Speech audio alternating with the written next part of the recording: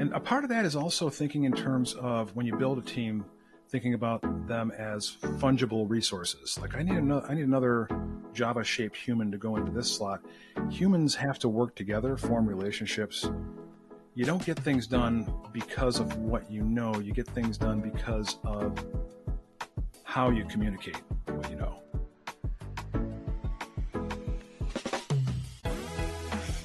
Welcome to the Forward Slash, where we lean into the future of IT. I'm your host, Aaron Chesney, with my beautiful co-host, James Carmen. Today, we have Erik Przekop with us. You may be asking yourself, who is Erik Przekop? Well, Erik started his career in the 90s as an independent software developer. He built custom software for dozens of clients throughout the 90s and 2000s and helped them adopt client-server, thin client, and service-oriented architectures. In the early 2000s, Erik worked at a few larger companies as an employee and a manager. He learned the ins and outs of making change happen from the inside. This is also where he learned what Agile means, like a cheetah, and how to use Agile methods to rapidly develop solutions. He has been a leader in software consulting since 2014 and has been part of several consulting organizations of wildly different sizes. His interests include everything from large language models to personal and team productivity to transforming enterprises for business and technology agility. Well, thank you. I've never been described as a cheetah before. Anybody who's seen me run would disagree with that, but thank you for that intro. That's awesome. Metaphorically. Gotcha. I love how he just ad-libs these intros. You know what I mean? Like just come off the cuff, he remembers all this about you, Erik. This is just amazing.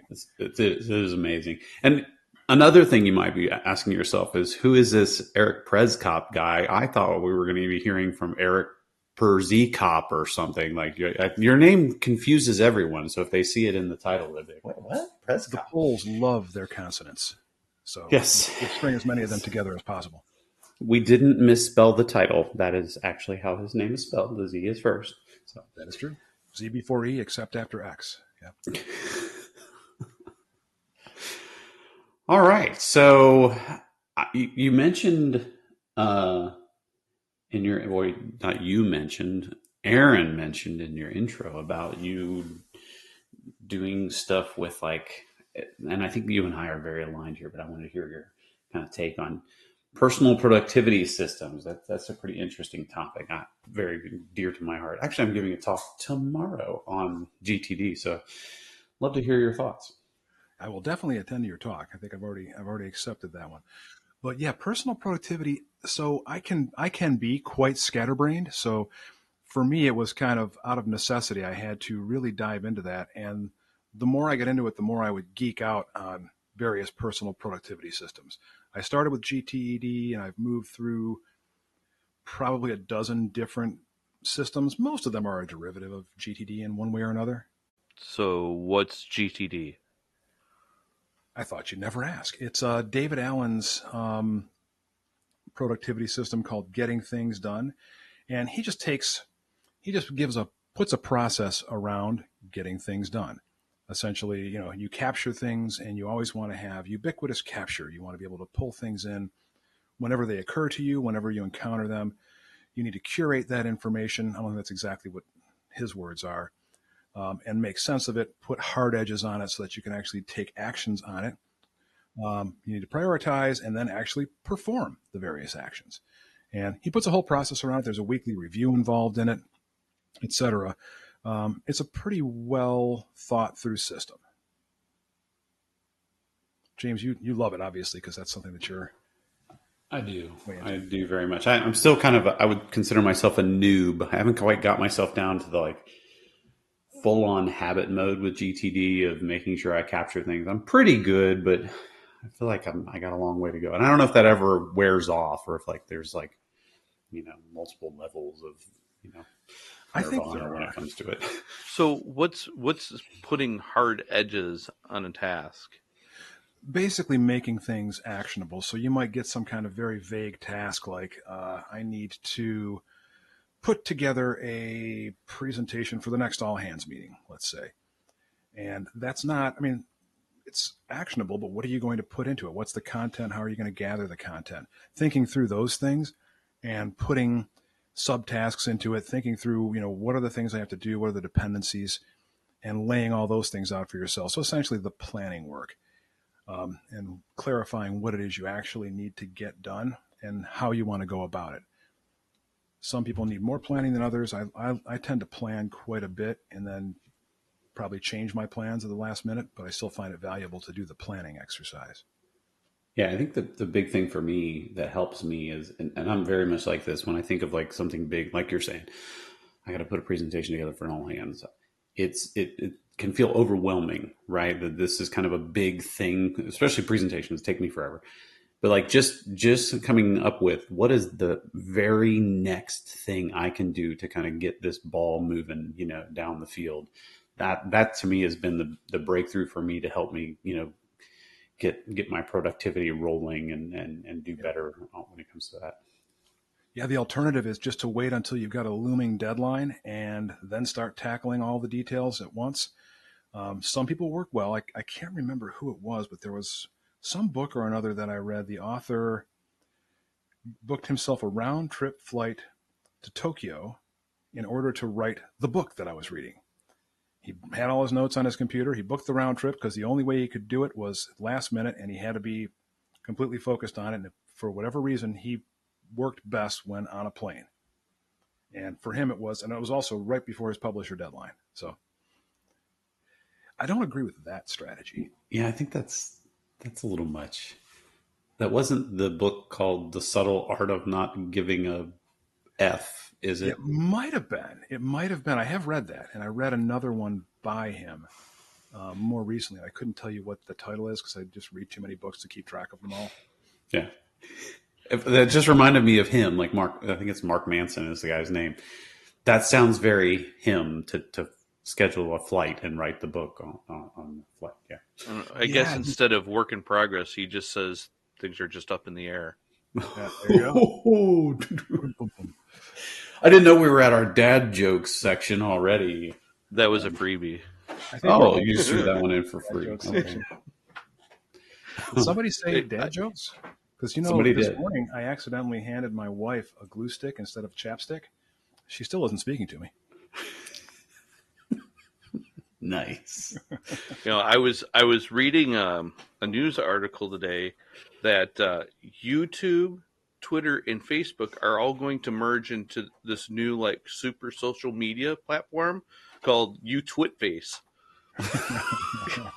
That's such a dad joke. That's awesome. How do cows stay up to date? They read the newspaper. The newspaper. Yeah. Yeah. Okay, back to the interview. So productivity stuff. So I do want to say one thing I wanted to bring up too, since we're talking about productivity, is I think you've heard of him, but a gentleman by the name of Tiago Forte, if I'm pronouncing his name correctly.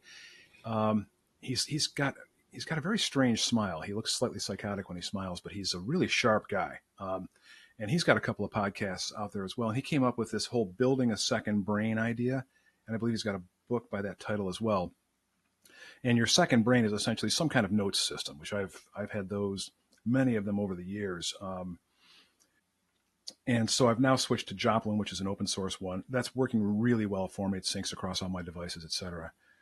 But the concept of building a second brain centers around not only having a whole lot of notes, but having them arranged in such a way that you can find what you're looking for, that your information source prompts you with what you're looking for, meaning that if I've got things categorized in such a way that if I'm looking at, say, consulting practices, right, I want to give a talk on what are the essential consulting skills that you need.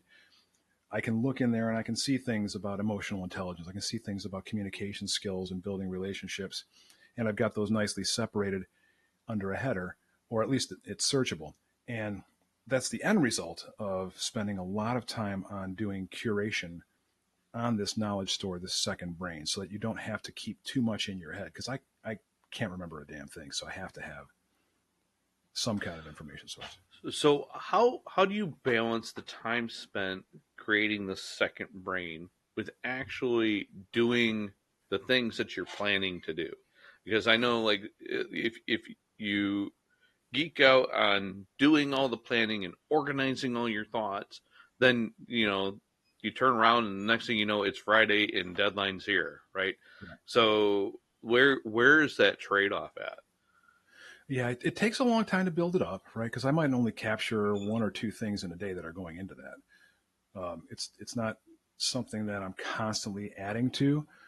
I have other information stores, like I keep a big mind map, an electronic version of a mind map handy for capturing things, and I only will pull things out of that periodically and stick that into my Joplin notes. So number one, it doesn't take a lot of time because I'm only adding to it slowly.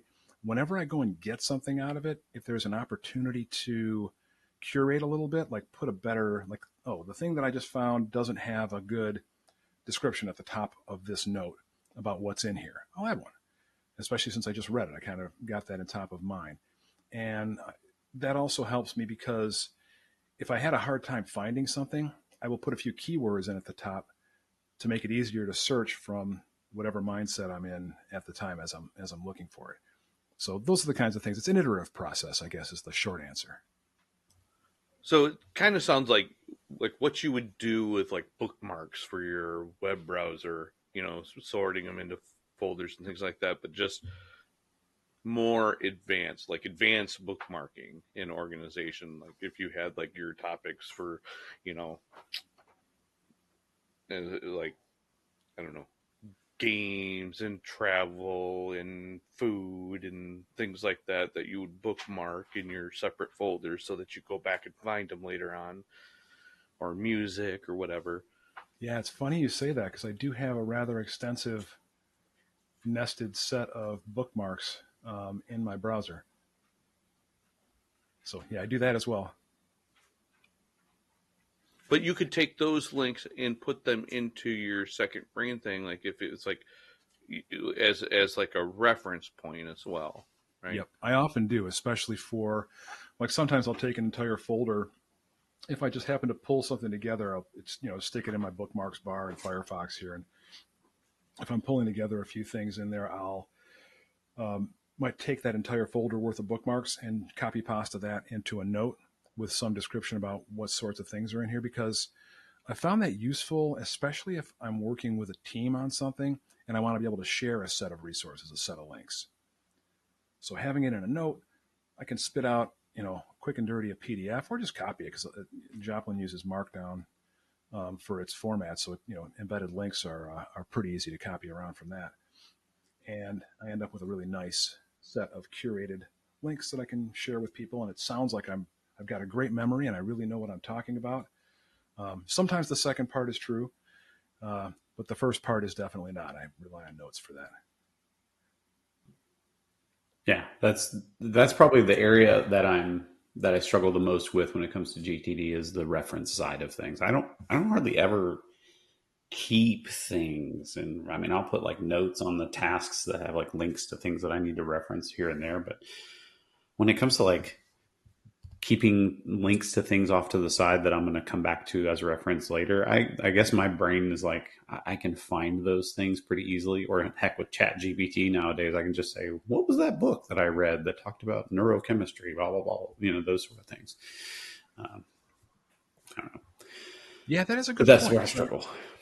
I wonder if that's something a large language model might give us someday soon. I actually tried to do that. There was a Joplin plugin, but it was kind of flaky. It was essentially mating up an LLM to your individual Joplin notes and give you that semantic search capability where the language model would interpret what you were looking for, and it would also index all of your notes in its own special way. But it was kind of flaky and would sometimes cause Joplin to crash, so I removed it. It might have gotten better. I'm not sure. I haven't looked at it in about 6 months. Yeah, I mean, I'm kind of, my system for for tracking that kind of stuff is like, I'm a post-it guy. Like I'm that guy that's got like 1,000 post-its across his desk, right? For little notes, and it's like, okay, what note was that? And a lot of times the problem is the search through the pile, right? So having that kind of stuff indexed and searchable and having it organized into locations. The only thing for me is that I've got this weird thing with thinking with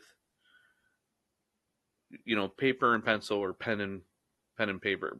I'm really old school. I prefer pencil, but because I've tried doing like the OneNote thing and the Evernote. I'm just like, I just can't. It doesn't. It's not tangible enough for me. So maybe I'll have to give this another shot with that, because I do like the idea of having a central source that's available on multiple platforms. So it's like, oh, I wrote this down at home and now I'm, in the car or, and on a different location and I got some information. Maybe I'm at a client, and I need to pull up something quick because they reference something. Being able to do that there's a lot of power to that. Yeah, it's extremely useful. And I know what you mean, though, about wanting that tangible paper. The act of writing, I think, really helps me remember something or really helps me wrap my head around it and just gives me that little extra something to grab onto, some context there. I got around that to some extent I started using mind maps a few years ago. I use a tool called XMind. And it's just I type things in the mind map. I always use a logic chart style mind map. I don't use the goes off in every particular direction, but I can drag and drop the little nodes in there. I can add color to them, which I do. I keep a copy of Icon Finder open, usually in a browser at all times, and I just constantly drop little icons on them. And it keeps me more interested in what I'm doing. It's fun, right? It's just fun to make these colorful things, and it's much more engaging to look at later. But then I can take those, grab a quick screenshot of it, and drop it into Joplin, which I do often, and I share that stuff too. But you can also just copy the root node in there and paste it in Joplin or pretty much any word processor, and it'll give you an outline format of it. So you've got the searchable text, and I'll usually just drop the text below the screenshot because I want to look at the screenshot, but I can find it because it's got the searchable text below it. But yeah, the copy pasta from a mind map that's how a lot of things get into my notes these days. Is I capture them first in a mind map, and then I go back and look at that. A couple of times a week, I'll go back and see what the hell did I talk about 2 days ago with this person. And as I'm digging through that, it's like, oh yeah, I want to keep that. One thing I started doing too is if I do write something down and I want to utilize it elsewhere, is to quick snap a photo of it, right? Because it's so easy to take pictures of things now. Take a quick photo. You can attach that in your notes, and if you wanted it searchable, you can always transcribe it down at a certain point too, right? So yeah, if you got the right notes software, it will do. It can oftentimes do OCR on any images you put in there too. Evernote did that. I don't know if Joplin does or not. I honestly never checked. I didn't use the feature all that often because I got in the habit of typing in summaries of things. Yeah, Aaron, the problem with your post-it note system, the key for like getting things done and for your brain to like relax and be able to focus is my analogy I always use with people is like it's like you're having to spin plates to remember things. So there's brain cycles that have to happen to keep those plates spinning. When you offload something onto a post-it note, if you can't rely on that system reliably, and this is going to get processed and this is going to get taken care of, it's almost like you didn't write it down at all because your brain can't like, okay, I can rely on that. I can stop spending any cycles on that anymore. I don't have to think about it. I know the process is in place where that will be taken care of, and it's a clean separation. It's just done. Wipe your hands of it.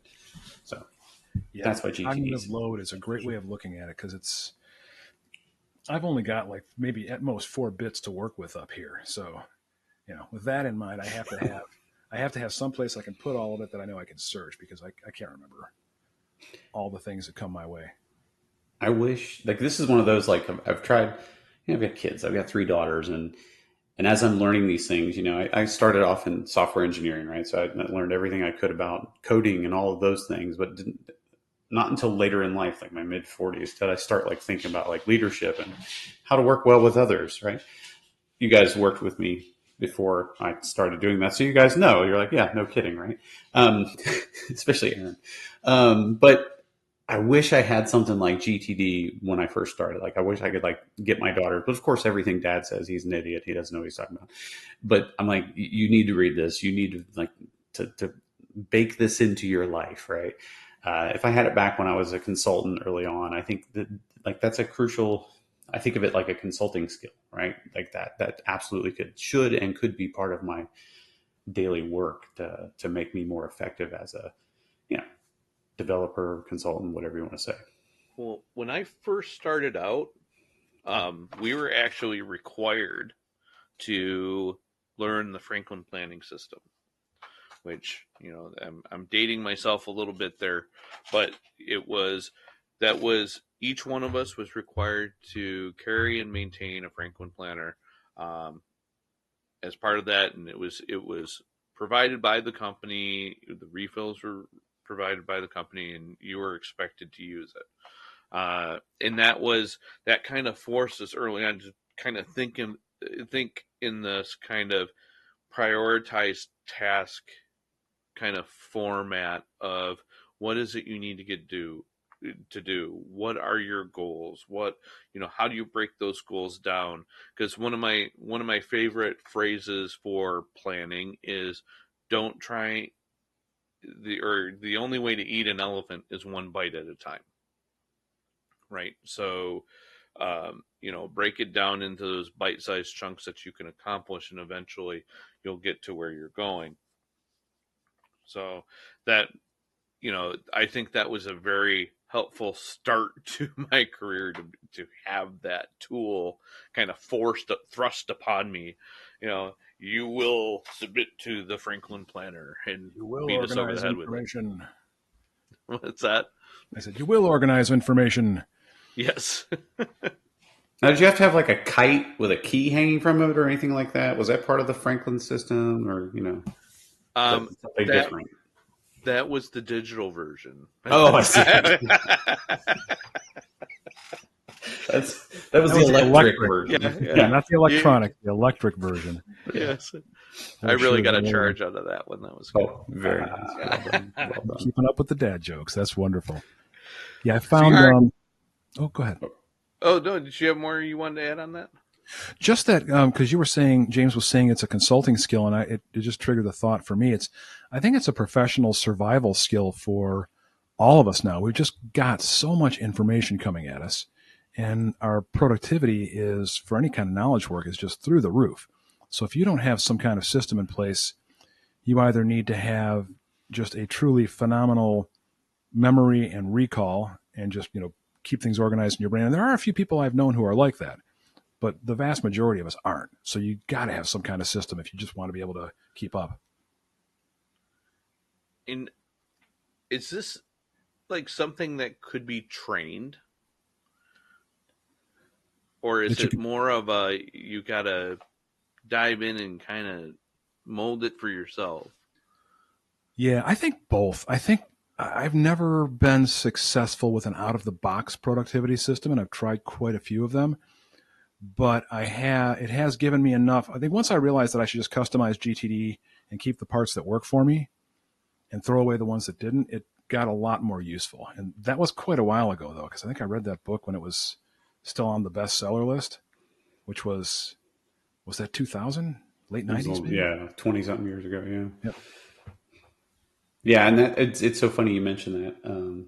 Like going by the book and throwing, customizing for what that's just reminds me of like Agile, right? Like, so that's exactly what everybody has to do with Agile. We're a Scrum shop. Ain't no Scrum shop that does it by the book. If they do, they've been doing it for about 4 minutes, right? Like they'll eventually have to adapt and make it their own, which it's not a bad thing. I think the guidelines are there, but you absolutely have to make things your own. Yeah, it can turn into religious Scrum or Scrummerfall in that case, where it's just much more of a, we're agile in name only because we are doing the ceremonies, we are doing the daily stand-ups, and we're not doing the actual iterative and adaptive things that go along with that. Not using it for the way it was intended. Is that Yeah. your ANO? Is that what that would be? Agile and name only. I like that. That's good. Yeah, I don't think I've ever heard I that know. Yeah. one. ANO. I want to mix the terms zealot and agile together to make like zealoty or something, but it's just not Sagile. working. Zagile. That's a good. That's a good way to put it, though. That they can be very, very much like a zealot, and I think of like when religious or litigious almost, right? Like you get like down and dirty. Like people get really nasty about these. Well, you have to do your stand up in this way. Yep. Just gets crazy. Yeah, I see that as an opportunity when somebody says, "Oh, we're fully agile. We do daily stand-ups." It's like, "Oh, okay."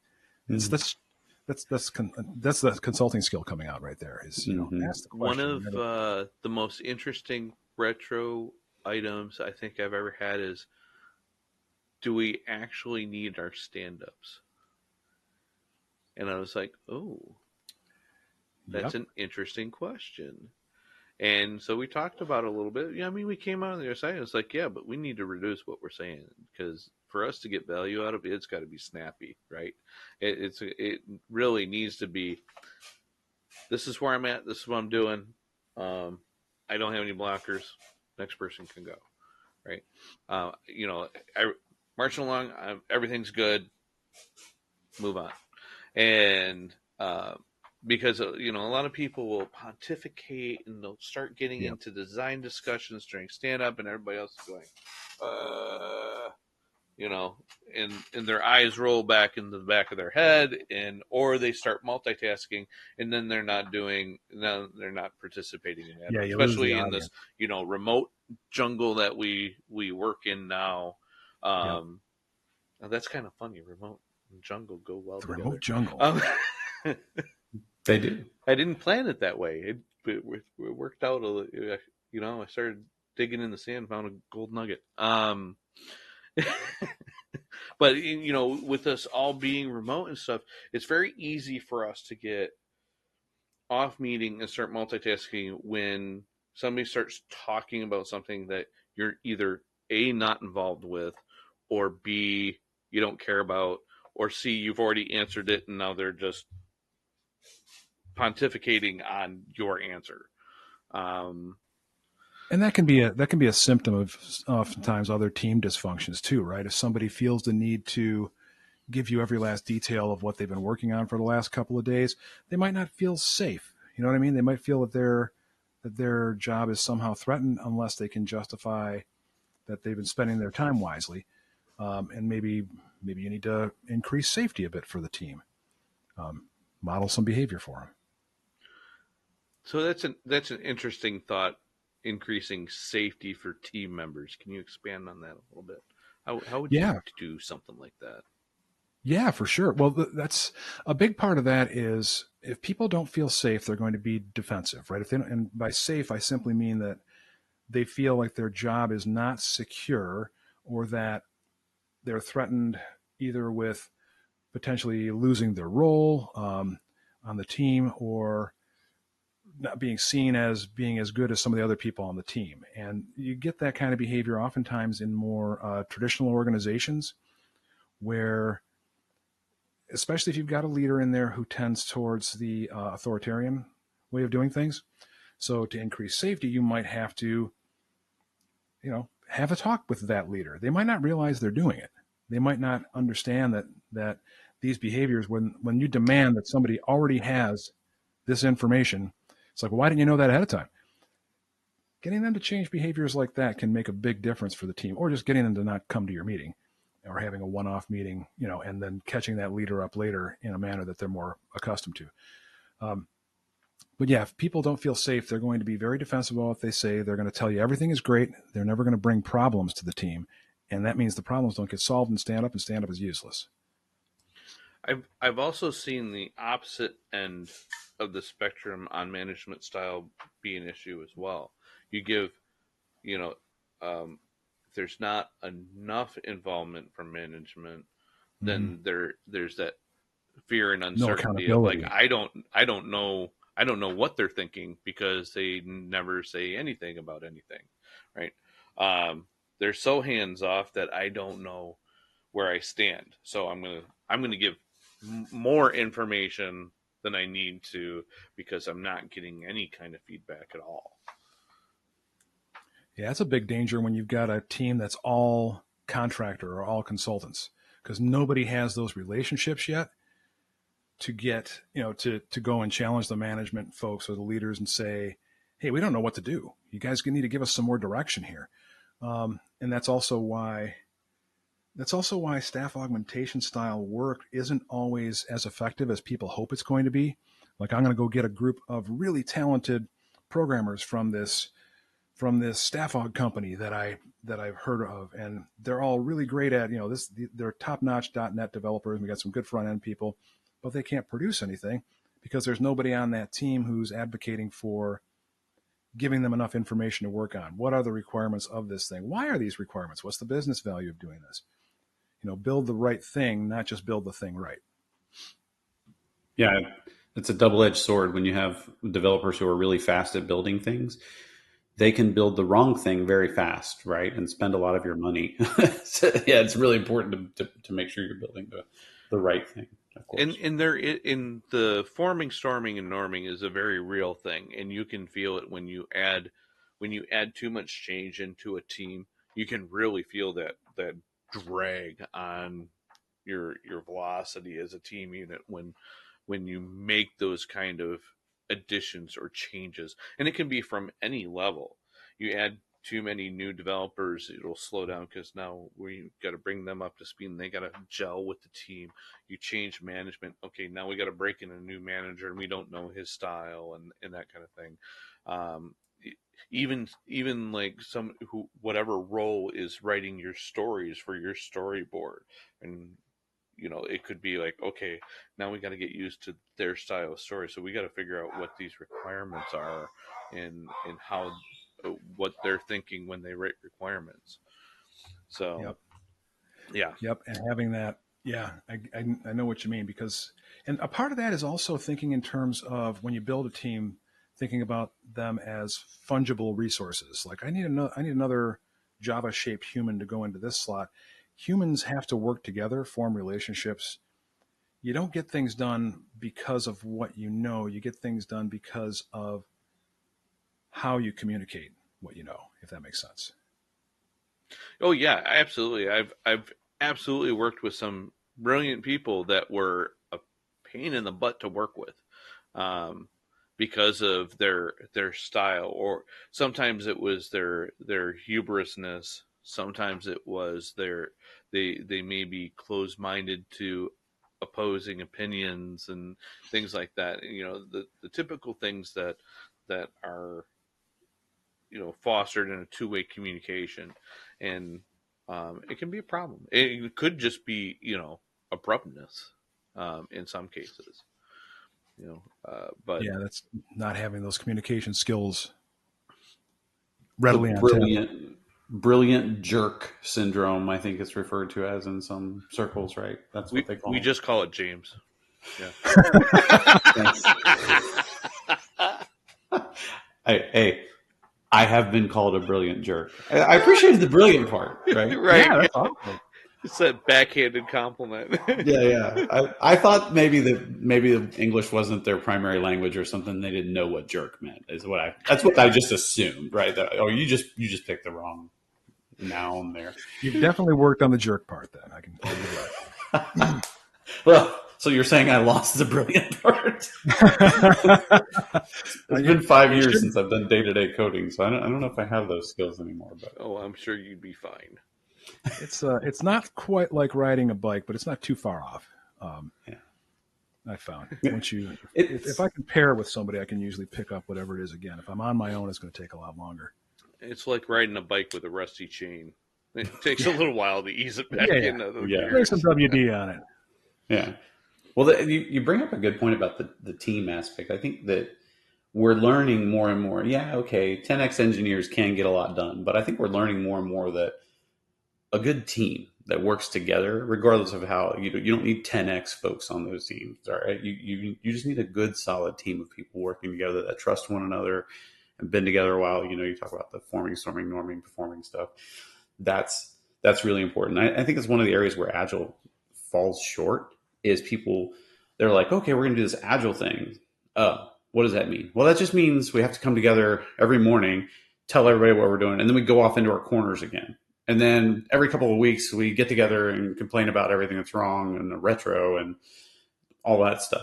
I think people don't focus enough on collaboration, getting people together to work together, because there's that tendency to like, okay, come together, and then whoop, then we're off and going off on our own way to do our own little tasks off in the side. And people even set it up like that when they're running the board, and we got a story.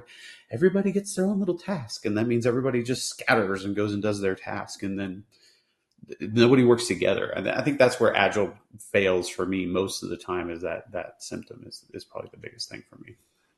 Yeah, I completely agree. I think, and I'm not just saying this because my job is service delivery, but I think that if you don't have somebody there who is focused on the actual delivery of the product, of the software, that's where a lot of teams fall apart. You need someone who at least one person who knows what success looks like for a software team, who can do those things like, when you're in a stand-up and people are just pontificating or rambling, to keep them focused. When you're in a retro, somebody to say that, okay, great, so we've identified these 6 things. Which one thing are we going to work on in the next week and try to make this thing better? What do we want to improve? Take a vote, keep things moving, and keep the team focused on, getting to their end goal and making those little corrections.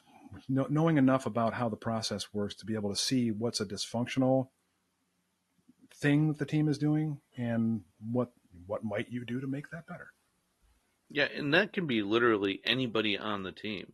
As a matter of fact, there's been teams where we would assign it as a role, for one, like for meetings that had time sensitive things as part of like our cadence. Like, okay, we don't want to talk more than like 5 minutes on each story when we're trying to refine the story, and so we'd have a timekeeper. We had a release wrangler, is I think the term that we used for it. It's like, okay, you're going to, one of your focuses is to make sure that we have everything we need for our next release. And then we had like a cadence cop, which would, be, if you're taking too long in stand up, they're going to be like, hey, all right, let's take it to a parking lot. Right. Which is what we called like our things to discuss after stand up. It's not literally let's go outside and throw down in the parking lot. Put up your dukes. Nice Adam Sandler reference there. I think that's what that was. I think I got the talking goat there. The talking goat. Put up your dukes, old man. What do you think? I got no dukes. Yeah, I got no dukes. Yeah. That was nice, Aaron. I like that. Thank you. Yeah. That's why I love my co-host. Right. It sounds like another movie I need to see, because I think I might have missed that one. I'm culturally it's an audio track. It was one of his album releases. It was the "What the Hell Happened to Me" album by Adam Sandler, and there was a thing on there about a talking goat. So it's very funny. It's a good bit. I like the talking goat bit. Yeah. That whole album was great. Yeah. All right, I don't even know what we were talking about. Agile and the failures of Agile and nobody working together as a team. And we'll call this a free-ranging conversation. Yeah. Yeah. We just so why don't we take a break and do Ship It or Skip It? Ooh. All right. I don't know if that'll stay as the clip, but I like it. We had. Didn't we get a jingle last time? Our last guest came up with a jingle for us. I think we should use that. That was fantastic. Ship or skip, everybody, we got to tell us if you ship or skip. Maybe we should just have each one of our guests give us a jingle for Ship It or Skip It. So as you're...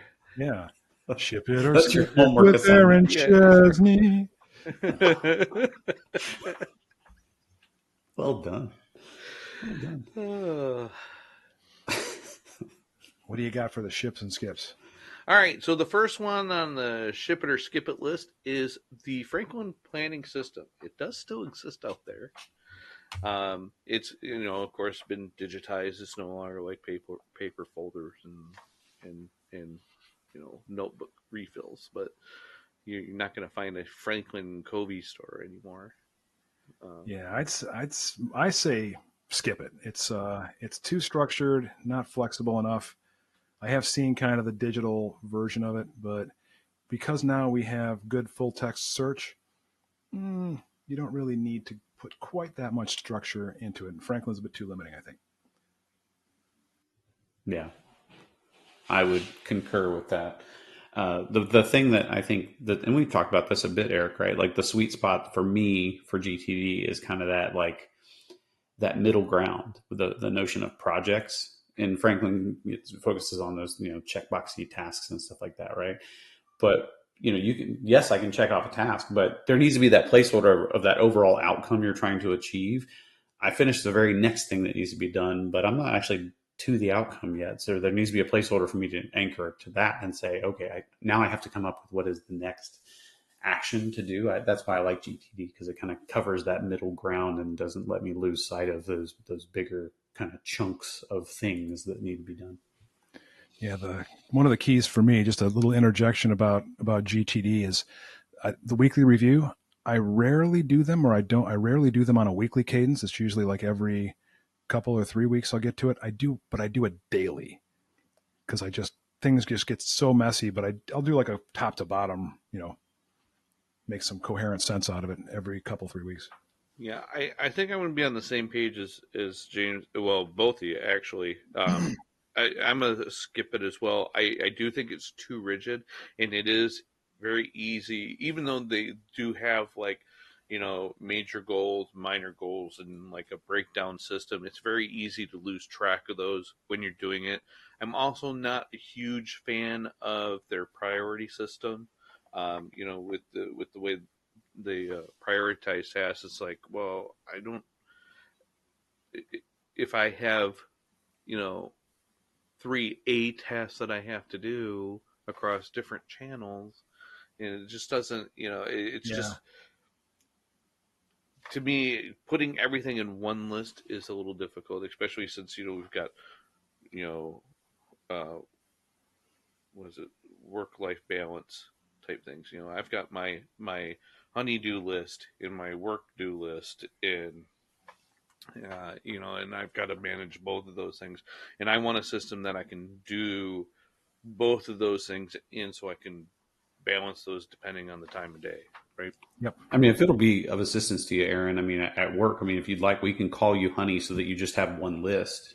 Mm-hmm. Would that help? So you have a honey-do list. Well, so you must have missed the memo, because most people are already calling me Honey. So Oh, okay. I always thought you looked more like a sweet pea to me, but okay. He does have a sweet pea vibe about him, doesn't he? Oh, shucks. Now he's blushing. Look, we ruined it, Eric. He's blushing. All right, so we've done our first ship it or skip it, and we've thoroughly embarrassed our host. Skip that one. So the next one I have on the list is VR as a work tool. So I've talked with some different people about this and have seen some things. But VR is a productivity tool. As a productivity tool, I don't think we're there yet.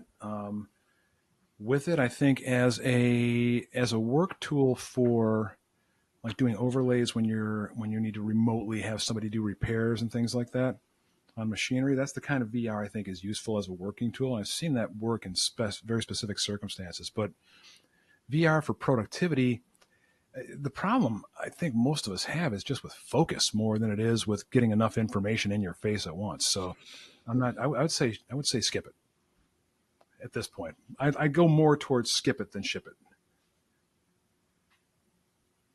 What do you think, Aaron? I'll let you go next. So I'm a little on the fence. I'm leaning toward ship it because having if you go total VR and not AR, right, which is the I was augmented thinking AR. reality, right?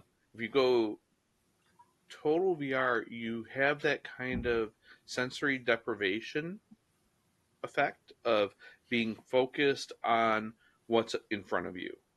Um, so I do think that is it's good. I do feel like it's a bit jarring though, especially for like doing it a long portion of the day. I feel like the weight. I think there's like physical implications of it's hard enough sometimes for us to keep our heads off the desk, um, at the end of the day, and adding that extra weight to it may just give us more issues than we Yeah, get my from sitting spine at a would be in desk. worse shape. Yeah. So I'm kind of on the fence, but I do lean towards ship because I think there's some value to that deprivation of external stimuli, especially for a remote worker. Yeah, I'm I'm probably on the skip it for now, like as far as like would I use it day to day to get my work done. However, I do think I love the idea of research and development in this area. I think it's really Yeah. ripe for research and development. I think there could be some really cool applications. I'm kind of against because my eyes, as I get older, I don't know if it's just an old thing or if it's because I look at screens all day. Like anything that makes me look at a screen more often is kind of on my naughty list right now. Because my eyes have just gotten worse and worse and worse as I get older. So I tend to lean away from the screen stuff, but it depends on the job, right? There's not much as a software developer, you're going to You're have to looking at look at screens. screens. Yeah. If they could do it in a way that's good for the body as far as your eyes and health and all of that, I think that's an interesting aspect, Aaron, that you brought up and I hadn't considered is the focus. Like you can force yourself to focus and not have other things. Like if I'm just sitting here in my office, oh, look, there's my dog, rolling around on the floor, but with this, it's a very controlled, if you have a headset, it's very controlled. All right. I'm skip for now. Maybe ship later. I guess. Ship later. Yeah, I'll go along with that. That's kind of where I feel. All right, and the third We're one. headed This there. is my favorite one of this ship it or skip it list. Keyboard jeans. So, if these are um, these are jeans that have integrated keyboards. I provided a link in the document for you guys to look at up in additional notes and resources. Okay. So I'll give you guys a second to take a look at that to form your opinions of the keyboard jeans. It says keyboard pants here. Or keyboard pants, keyboard jeans. Okay, hold on. I've seen it. I've seen it listed as both. Beauty and the Geek. Oh, lovely. Okay. Oh, wow. I'm not a big fan of where the enter button. I think that could be problematic. Yeah, you might not want to hit enter at all if it's too sensitive. I don't even know. Right. There's or a lot. It's kind of a visual joke. I apologize, but the keyboard is centered on your lap, right over your nether region, so to speak. So yeah, it's not. I don't like it. I think it's an interesting idea of something that's adequately geeky to be like. I think I'd wear it as like a costume, maybe, and I'd do it as a joke at work, just to be that guy because I'll almost do anything for a laugh. But yeah, I don't like from a. Would I use this day to day as part of my job? No, not unless I could figure out like something for the mouse. Like the mouse is still kind of like you're mousing on your leg, and that's. Well, you definitely wouldn't want this. I mean, HR would object if we wanted to use this for pairing. I think. Yeah, pair programming. This would not. I mean, either way you do it, if somebody's typing on your keyboard while you're wearing it, or if you have to de-pants. Yeah. Give that point. to someone. That either way, I think that's an HR nightmare. So you definitely don't want to be passing the keyboard over to somebody else. That's right. Yeah, very true. Maybe if it was an apron, that might be a little more, as far as passing it back and forth. But having to completely take my pants off, that's a lot for paired programming, I think. Yeah, they made me stop doing that at the office. But maybe Oh, now. I remember. Yeah. Yeah. No, we had to put a rule in the handbook. Thanks a lot.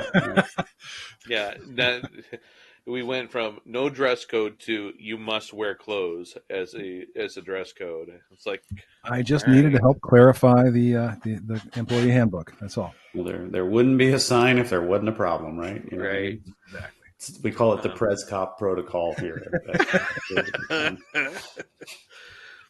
I'm going skip. Yeah, I'll skip on that one too. I would say skip for now, but if you combine this with the custom keyboard aspect of things, and you had a split keyboard that was like partial on both legs, I think that could be pretty cool, actually. Because I would love nothing better than to use an actual keyboard for my phone instead of those tiny little screen buttons that my fat fingers can't seem to find the right letter on. Gives you mobility. Yeah. And maybe you something look like a little such bit a lighter dweeb. weight too. So I think it's an interesting concept that needs refinement. So I will be skip it for now, with a possible ship it down the road. Interesting. And that concludes our ship it or skip it list for today. This was ship it or skip it. It. I would be more for those idea of where you can basically have a keyboard anywhere. Have you seen those where they kind of like they Projected? Yeah, it's projected and it can sense where your fingers are. So if you could do that, you can make anything a keyboard, which I think that's kind of interesting. Ooh. Mm-hmm. That might have to go on the next ship it or skip it. That's right. There we go. Well, here's an interesting thing that we didn't quite reach into too much. We talked a little bit about staff augmentation and how that impacts teams. What's your what in a comparison sense? How do you compare staff augmentation versus consulting? Like, where is that difference for you in that? Yeah, and it's a pretty big difference. So staff augmentation tends to be much more centered on I need a very specific skill set, technology skill set. When it comes to creating software, staff aug generally means I need a Java programmer, I need a .NET programmer to join my existing team. Consulting is much more soup to nuts. It's much more along the lines of I need to solve a business problem. I'm sure it's going to need software, and I've even got some really good ideas oftentimes of what that software is going to have to do. So there might even be a bit of a backlog. But the consulting side of things is figuring out exactly how you're going to use the software to solve your business problem. It generally requires a lot more skill in terms of coming up with the solution as well, or a broader skill set. And consulting is also about just making change happen in an organization, which is not something you're going to get with just a group of programmers that you munge together. If you need to change the way that you do things, if you want to change up a process and not just a chunk of software, then you really need to get more of a consulting mindset. Even if you do have people on the team that are much more purely staff aug, you still need somebody who's got that consulting mindset and kind of pull that information out and help turn it into something that the team can act on. I didn't think about that, but it's like GTD with hard edges.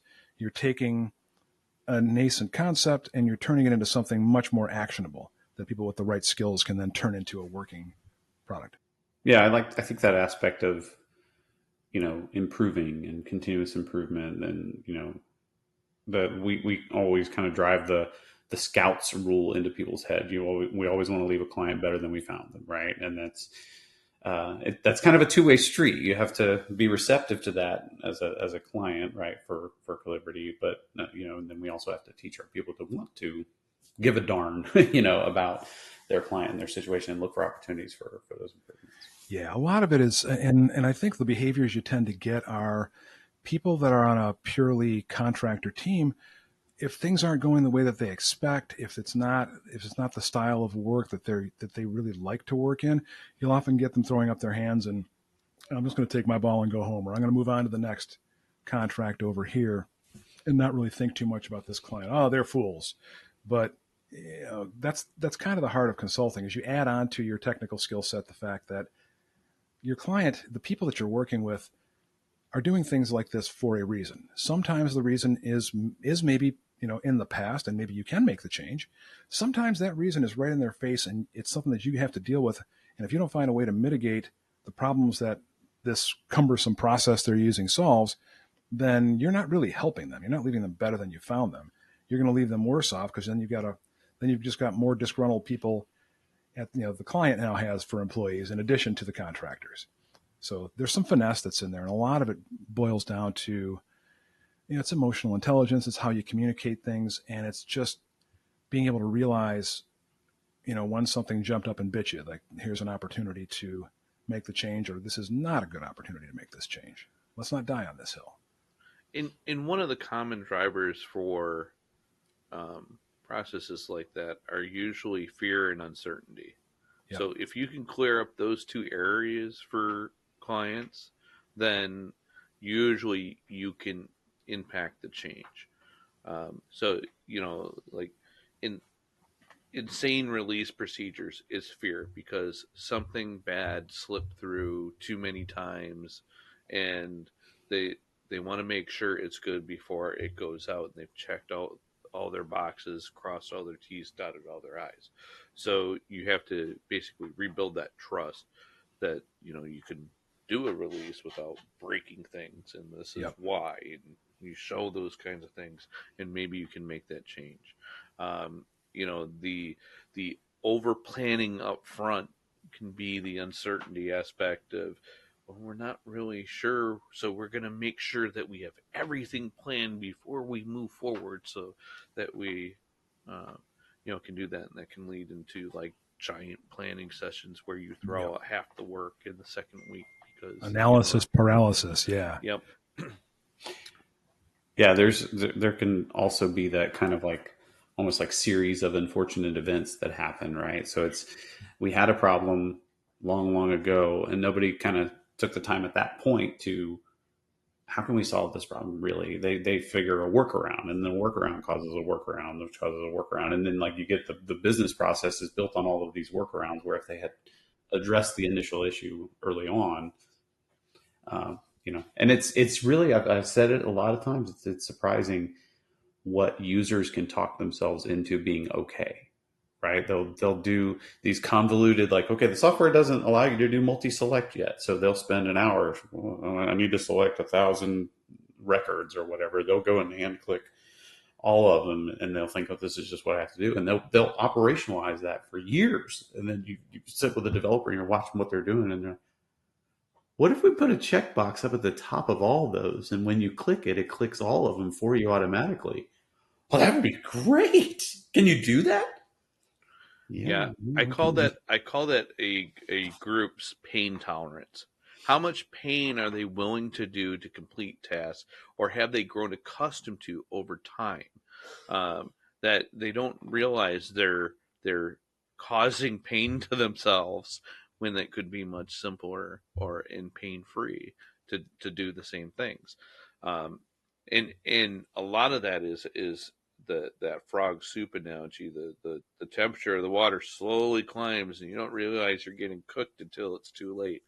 And a lot of those things, they creep. It's like, well, we'll just do this one more thing. We'll just do this one more thing, just one more thing, and next you've got this big, long, cumbersome process that is causing you all kinds of pain, and you don't realize it because you've built up that tolerance over time. And it's like, well, that's just what it is. Well, why? Yeah, nobody has time to deal with the problem now because they're so consumed with following this big, cumbersome process. Let's hire 3 more people just to work this process, so then we can go make the changes. Yeah, exactly.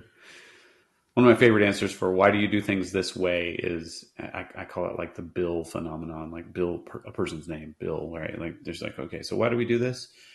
Well, years ago, that guy Bill did something. I don't know if the guy's name is Bill, but that's the name I always use. That guy Bill did something, and something bad, like Aaron's saying, something slipped through or something. They did something silly, and so now we got to do this multi-step, turn your keys at the same time kind of, release process or whatever however they go about it, the convoluted stuff. And you're like, well, where's Bill now? Oh yeah, he retired years ago. He doesn't work here anymore. Like the problem's gone, and it could be a person, but it could also be a rule, a regulation, of the state of the art, so to speak, right? Like a lot of different things. Those just don't, they no longer apply, but we're like boat anchoring ourselves because of this forever and ever and ever. And yeah. Or it could have been an old product manager that required like a certain step, or report at a certain step that just, oh yeah, we got to create the Karen report. So, I don't know where I pulled that name from. The names of the innocent have been changed, or whatever, or the names have been changed to protect the innocent. Yeah, or the guilty, as the case may be. Yeah, or they have not been changed to call out the guilty. I'm just kidding. Right. We left the names to the originals to point. Yes, yes, to publicly shame the guilty. All names are actual and factual, so that you can find these people. We'll provide you LinkedIn links. I'm kidding. Yeah, we are definitely kidding. We survive on the goodwill of the people who we have worked with in the past. Yeah, I mean, but like if you looked at my LinkedIn connections, like, I'm just saying. There's only so many. Poor Karen. Lightning round. Yes, tell me more. What's the lightning round? We have a jingle for that now, don't we? Or do we not? Did we not get a lightning round jingle yet? All right, Eric, you need to give us a lightning round jingle.